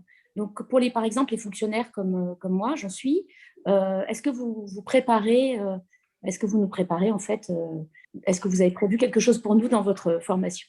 Alors, dans tout ce que nous allons faire, évidemment, correspond aussi à votre programme. C'est-à-dire que tous les cours, alors, pour les entraînements, c'est-à-dire que là, mon propos devrait être ajusté, évidemment. Mais pour les cours, pour l'école, pour le tutorat, pour tout cela, le programme étant très largement commun, toute la préparation va également s'adapter pour vous aussi. Nous avons eu cette année aussi des réussites au second concours par l'UJ. Ce que nous ferons de spécifique, il y a deux choses. D'abord, dans le tutorat. Dans le tutorat, évidemment, vous pourrez avoir un tutorat particulier dans la mesure où ce n'est pas le premier concours que vous préparez et on fera en sorte que la personne qui vous suivra connaisse particulièrement bien le deuxième ou le troisième concours selon que vous passez le deuxième ou le troisième concours. Et puis, dans le dernier concours blanc, là, on vous fera passer un concours blanc totalement adapté, qui correspondra exactement à vos modalités de concours qui ne sont pas exactement les mêmes que celles que vous avez. Après, il est possible aussi, pendant l'année, qu'on puisse s'adapter, et ça, qu'on le voit spécifiquement avec les personnes qui passeront le deuxième ou le troisième concours, qui notamment ont le droit d'avoir des documents que les autres n'auront pas le jour du concours. Donc, dans ce cas-là, il est possible aussi que l'on voit avec vous comment, pour telle ou telle épreuve, on peut vous le faire passer à distance d'une manière particulière, mais qui vous permettrait de le passer dans des conditions peut-être un peu plus proches de ce que vous aurez à passer dans les deuxième et troisième concours. Voilà, mais pour répondre à votre question, donc avec le tutorat, peut-être des aménagements en cours d'année, mais la réponse principale, c'est que vous bénéficierez de toute cette préparation générale qui, malgré tout, vous prépare totalement à votre propre concours. Et le dernier concours blanc sera un concours blanc avec des sujets propres qui seront sous la forme que vous aurez le jour du vrai deuxième ou troisième concours. Je vous remercie. Peut-être avant de prendre deux autres questions, je vais répondre très rapidement à deux questions qui apparaissent dans le chat. Une première question d'ordre administratif. Dans le cas où un candidat au DU ne serait pas retenu cette année, lui serait-il possible de s'inscrire à la prépa ENM générale de Paris 2 pour la rentrée 2021-2022 ou à d'autres formations? Bien sûr, oui. Si vous n'êtes pas retenu dans le cadre de la sélection pour le diplôme d'université, vous pourrez vous inscrire à la prépa générale ENM et bénéficier ainsi de quand même une très grande part des modernisations que nous mettons en œuvre et qui touchent l'ensemble de la préparation. Deuxième question posée, combien d'étudiants prendrez-vous dans la promotion, s'il vous plaît? Alors, sur cette question, disons que nous sommes dit qu'un horizon qui nous paraissait être celui de la capacité, bon, comme vous le savez, certaines prépas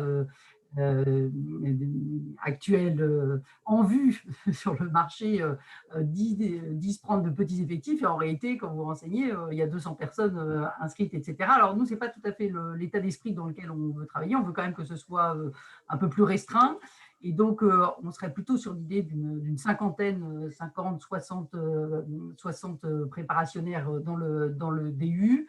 Après, on doit aussi ajouter qu'on a, vous l'avez compris, un fort soutien de l'université, et donc si nous estimions que les dossiers sont de qualité, on pourrait aller au-delà, et nous ne manquerons pas de le faire. Voilà, on a quand même envie que bénéficient de cette préparation tous les étudiants de qualité issus donc d'un Master 2 et qui pourraient prétendre légitimement à cette préparation. Donc vous voyez, à la fois un horizon et en même temps le souhait de faire en sorte de faire bénéficier au maximum de cette préparation d'excellence un maximum d'étudiants. Hugo Belloc, vous avez la parole. Oui, bonjour. J'avais juste une question un peu plus personnalisée. C'était pour savoir si vous accepteriez quelqu'un qui a fini son Master 2 à SAS cette année-là et qui envisageait en fait de faire une année moins universitaire en faisant un DU d'histoire ou de philosophie et AJ à côté, pour avoir un pied dans le théorique et dans le pratique, et qui s'inscrirait à la prépa, non pas pour 2021, mais pour 2022, ou est-ce que vous favorisez plutôt les gens qui sortent de l'université directement à la fin du Master 2? Sous le contrôle de ce que pourra dire Édouard Verny, il me semble que nous pourrions tout à fait prendre ce type de candidature, hein, si elle remplit les conditions de sélectivité. On pourrait même estimer que c'est un plus que vous présentez pour présenter le concours. Après, vous savez bien, il y a toujours l'idée de ne pas forcément trop reculer pour mieux sauter. Ça ne fonctionne pas toujours pour les concours. Parfois, il vaut mieux faire ça quand on est encore bien, je dirais, très actif et dans la continuité de la stimulation du Master 2, mais ce que vous dites est tout à fait un plan possible aussi. Il y a un rythme personnel et ce qui comptera, c'est la qualité d'ensemble du dossier. C'est un prérequis. Après, s'il y a un plus autour, il n'y a pas de raison qu'on vous pénalise. Bien. Et en fait, c'était voilà, juste par rapport au fait de savoir si vraiment faire assistant de justice pendant l'année de préparation et suivre le DU et la prépa en même temps était physiquement faisable. En même temps, on l'a conçu en espérant que ça le serait, parce qu'on n'a peut-être pas assez mis l'accent là-dessus d'ailleurs. Mais l'ensemble des cours, on vous le disait, sera enregistré. L'idée étant, il y a deux choses d'abord. Il y a les 2 jours on va essayer de vous donner, vous l'avez vu dans l'organisation de la semaine, 2 jours qui sont pour vous. Et donc ces 2 jours pour vous, on peut imaginer que ce soit ceux qui soient mobilisés dans le cadre de votre poste d'assistant de justice. Et après, nous ne sous-estimons pas le fait qu'il peut arriver, bien sûr, qu'un tribunal ait ses propres contraintes qui ne correspondront pas forcément aux 2 jours que nous aurons libérés dans l'emploi du temps à l'IEJ. Mais dans ce cas, eh bien, vous pourrez regarder en différé, bénéficier en différé des cours auxquels vous n'aurez pas pu assister, que ces cours aient eu lieu en hybride, donc distanciel plus présentiel, ou en distanciel pur. Ce que vous n'aurez pas vu en direct, vous pourrez y assister en différé, pour vous permettre notamment, parce qu'on a conscience du fait qu'à l'oral, c'est quelque chose qui est de plus en plus valorisé. Vous savez bien, on cherche des candidats qui aient une certaine étoffe, qui ne soient pas purement sortis de l'université, sans connaissance de la réalité des juridictions. Donc on fera preuve de souplesse et on a conçu la préparation, en fait, qu'elle soit à distance. C'est aussi pour permettre à des personnes plus lointaines, pourquoi pas en outre-mer ou autres, qui voudraient suivre cette préparation, de pouvoir le faire entièrement à distance. Après, dans le distanciel, on fait attention quand même.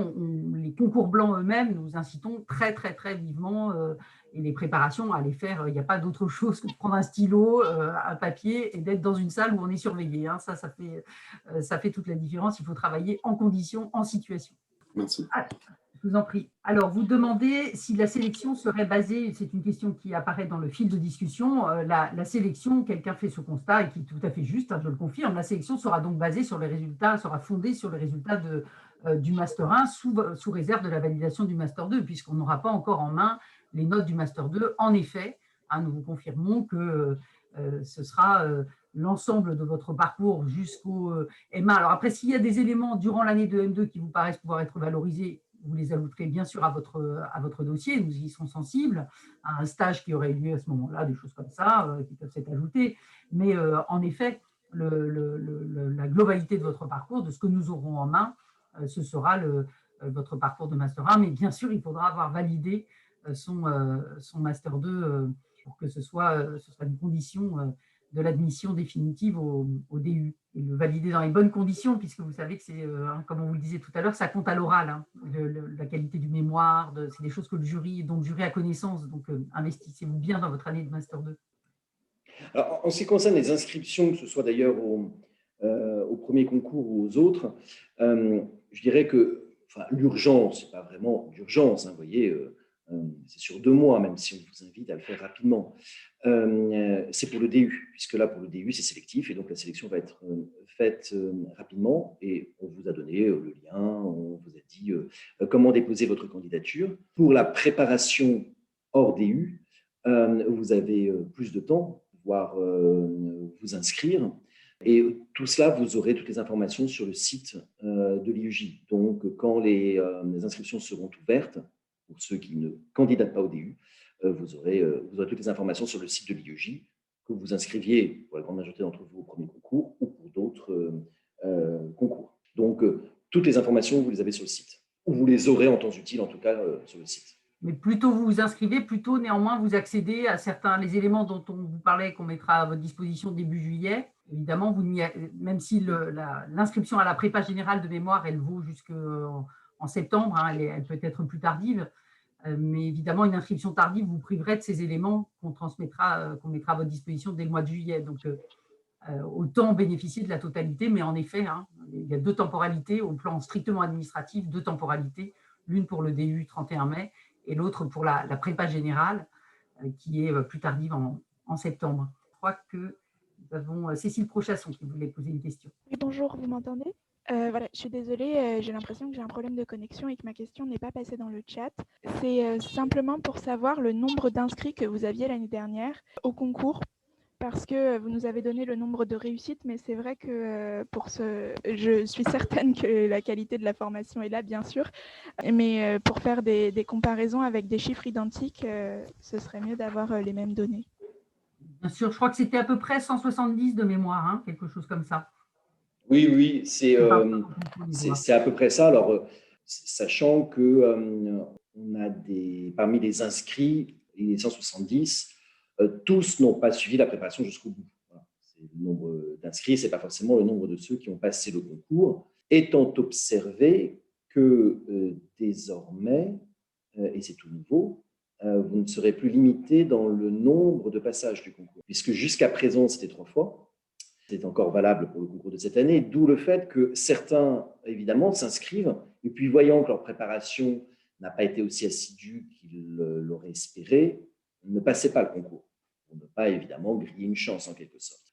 Désormais, le calcul ne vaut plus, puisque selon un décret qui a été pris en février dernier, tout récent, il n'y a plus de limitation dans le nombre de passages. Mais voilà, c'est pour ça qu'en revanche, il nous est difficile de vous dire exactement, par rapport à ces 70, combien ont passé le concours, combien ont suivi la préparation jusqu'au bout, en passant effectivement le concours. Enfin, ça vous donne un ordre de grandeur, voilà, qui est celui-là. Après, bien sûr, là, on vous donne des chiffres qui sont sur la base, hein, de ce que nous proposions jusqu'à présent, de ce qui était proposé à l'IEJ lorsque Édouard Vernier et moi-même sommes arrivés. Et l'idée maintenant, c'est de proposer quelque chose quand même de très modernisé, très nouveau. Donc, les chiffres correspondant à ces nouvelles formations, on les aura dans les années qui viennent. Voilà.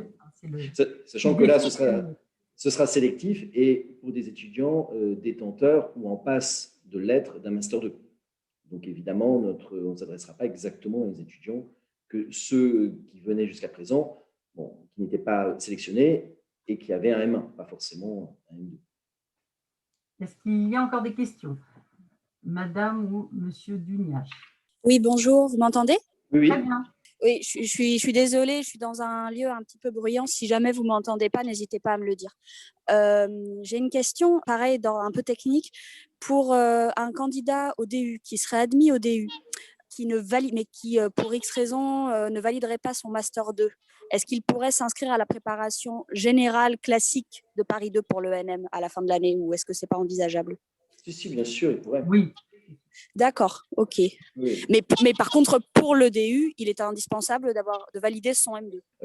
Oui, ou alors, sauf vraiment à nous expliquer qu'il y a une raison tout à fait particulière qui explique cette non-validation. Mais normalement, pour s'inscrire en DU, il faut le Master 2. Voilà. Après, s'il y a un cas très particulier d'un étudiant qui nous dirait que pour une raison très, très spécifique, il n'a pas pu valider le M2, mais que pour autant, il l'a suivi dans des conditions tout à fait satisfaisantes, qu'il a eu des bonnes notes au premier semestre, mais qu'il a peut-être un pépin de santé, je n'en sais rien, enfin voilà, quelque chose je comprends. l'a empêché d'eux, on pourra en tenir compte et comprendre. Mais il faudra en tout cas qu'on soit tout à fait assuré que c'est un accident totalement indépendant de la volonté de l'étudiant qui a suivi un M2 très sérieusement, dans de très bonnes conditions. Je comprends, oui, bien sûr.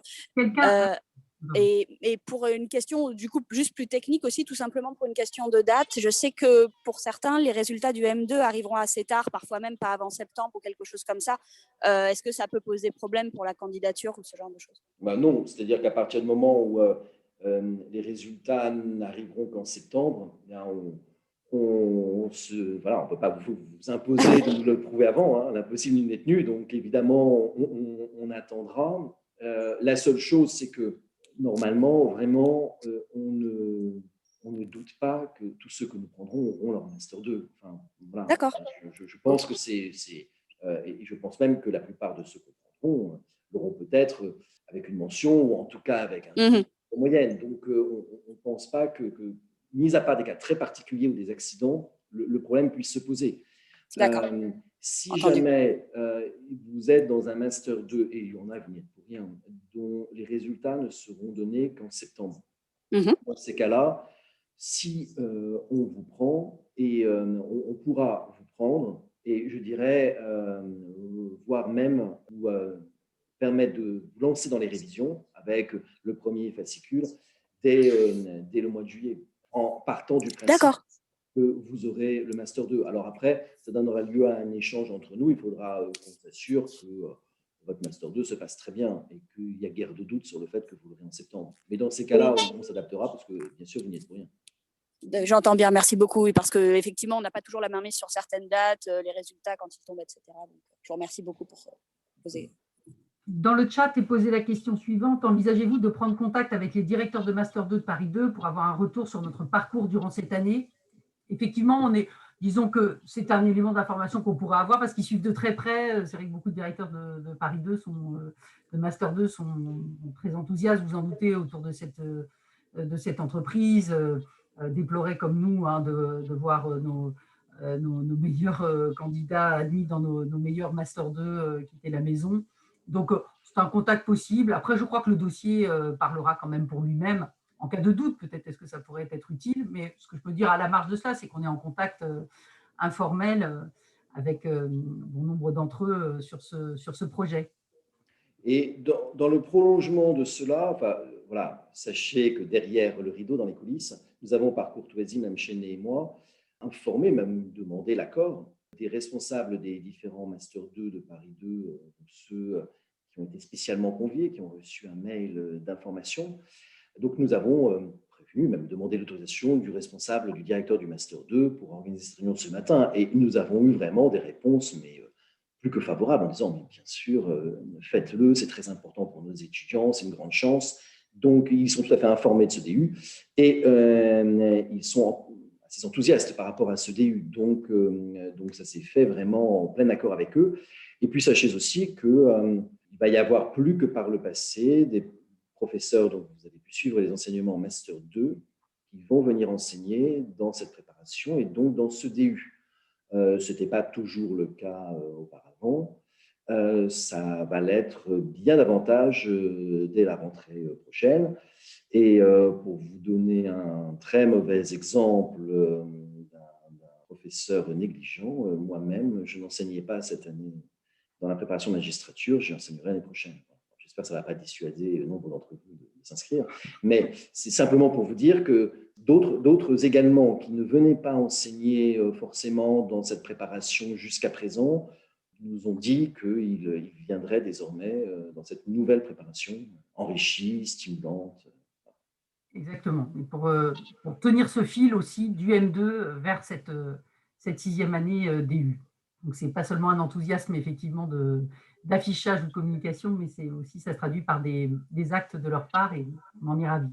Je crois qu'il y avait plusieurs personnes qui avaient levé la main. Bon, ça fait 1h30. Entre-temps, peut-être. Voilà. Pour les questions d'ordre purement administratif, j'en ai vu passer une ou deux dans le chat. Je vous invite à aller regarder sur le site de l'IEJ directement pour les conditions d'inscription, par exemple, administratives au 2e concours. Je crois que le mieux, c'est que vous reportiez directement à notre page Internet. Excusez-moi, j'ai relevé la main. Je pose la question pour une amie qui a dû partir de la Réunion. Elle est en stage. Elle a un stage de prévu au TJ de Paris jusqu'à fin octobre. Elle serait potentiellement intéressée par le DU du fait que les cours sont enregistrés jusqu'ici et que je ne sais pas quand est-ce que commencent les entraînements, les samedis matins notamment. Est-ce que c'est envisageable une inscription et si les cours reprennent normalement, une présence en cours à partir de novembre, à partir du 2e mois après avoir fini son stage? Alors, ce n'est pas inenvisageable.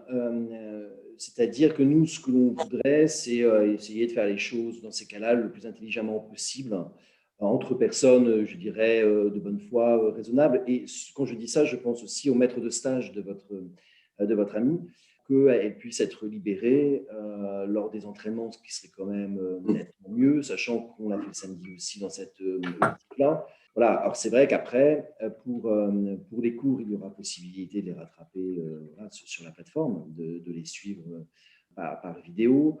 Ce serait bien parce qu'il y aura déjà eu des TD. Si pour les TD, elle peut être libérée et suivre les TD, ce sera quand même mieux, parce qu'on pense que pour tous ceux qui sont en région parisienne, c'est quand même préférable, nettement préférable d'avoir les TD en présentiel. Alors, voilà, pour des cas tout à fait particuliers, il y aura la possibilité d'avoir même les TD à distance. Et puis, on songe une nouvelle fois, comme vous l'a dit Mme Chénet tout à l'heure, à des personnes qui peuvent être très éloignées de Paris, dans des endroits où on ne prépare plus à ce concours et qui sont dans des déserts de préparation à l'ENM. Et on veut aussi pouvoir leur donner cette chance, donc forcément dans tout à distance, s'ils habitent très loin de chez nous. Donc, on a des instruments pour cela. Maintenant, pour ceux qui vivent en région parisienne, on peut que les inciter à avoir en tout cas une bonne part de présentiel, parce que c'est plus motivant et c'est à bien des égards préférable. On peut nous s'adapter, on peut ajuster. Voilà, si tout le monde fait un effort, y compris le maître de stage, on doit pouvoir donner satisfaction à tout le monde. Ça suppose simplement que voilà, chacun fasse un pas et puis on doit pouvoir s'arranger. Okay, de toute façon, ce serait que pour le 1er mois parce qu'elle finit son stage fin octobre. Donc, vu que les cours commencent le 20 septembre, ce serait vraiment que pour un mois au début de l'année. Et après, ce serait en présentiel. D'accord, merci. Alors, juste une dernière question. On nous dit, le fait de ne pas avoir d'expérience en juridiction est-il un handicap? En fait, ça peut l'être lors de votre grand oral, parce que dans votre grand oral, il y a des questions. Quels sont vos stages, vos expériences, etc. Et évidemment, ne pas avoir du tout de stage en juridiction va amener cette question, mais comment pouvez-vous savoir que vous avez une vocation de magistrat alors que vous n'êtes jamais venu? Alors après, il y a ceux qui ont des expériences dans un cabinet d'avocat. Là, ils peuvent s'en sortir en disant, oui, mais dans mon stage dans tel cabinet d'avocat, j'ai évidemment vu de très près le travail juridictionnel et j'ai pu beaucoup échanger avec un avocat sur le travail d'office du magistrat. Ça vous permet évidemment de répondre à cette question de cette façon-là. Il y a aussi le cas de ceux qui n'auront pas fait ce genre de stage, mais qui auront accumulé des petits boulots alimentaires. Et ça peut tout à fait passer devant le jury de dire, moi j'avais besoin de gagner de l'argent pour financer mes études, alors j'ai été garçon de café, j'ai été hôtesse d'accueil, bah oui, parce que j'ai besoin de gagner de l'argent pour financer mes études. Et ça passe, parce que ça vous donne aussi l'image de quelqu'un, bon d'abord diversité sociale, mais aussi voilà, qui est ancré dans la réalité. Après, si on n'a rien de tout ça, ça va être compliqué, en effet, et ça va être une faiblesse face au jury, et il faut en être conscient. Donc, ça veut dire que si vous n'avez vraiment aucune expérience, si possible dans une juridiction à défaut, dans un cabinet d'avocat, on vous incite vraiment à essayer d'avoir cette expérience, ce stage, même assez court. Si vous ne pouvez pas trouver un stage long, eh bien, moins de 2 mois, et moins de 2 mois, ce n'est pas forcément rémunéré, ça se trouve plus facilement. Si possible dans une juridiction, sinon dans un cabinet d'avocat, en tout cas, essayez d'avoir cette expérience-là pour ne pas être en mauvaise position le jour du grand tour. Et si vraiment vous n'arrivez pas à le trouver pour cet été, bah oui, dans ces cas-là, passez ne serait-ce que pendant 2 semaines un stage, soit dans une juridiction, soit dans un cabinet d'avocat, mais c'est quand même mieux que rien. Ça vous permet de cocher une case et d'avoir quelque chose à répondre le jour du grand oral. C'est de ce point de vue-là, oui, c'est quand même important. Je crois que la réunion touche à sa fin, même s'il y a toujours il peut y avoir encore des repentis. Et nous vous remercions beaucoup pour, en tout cas, le grand intérêt qu'a suscité manifestement chez vous cette présentation, pour l'ensemble de vos questions. J'ai donc fait apparaître dans le fil de discussion les liens directs vers la campagne de candidature d'un côté et l'inscription en candidature elle-même, hein, le lien est apparu et il figure également sur le site de l'université. Vous les retrouverez assez facilement, mais ainsi vous les avez de façon directe ici. Et donc, je vous remercie vivement pour votre attention. Merci, merci à vous et on espère à bientôt. Exactement. À très bientôt. On espère vous retrouver effectivement prochainement au sein de l'IEJ. Au revoir à toutes et à tous.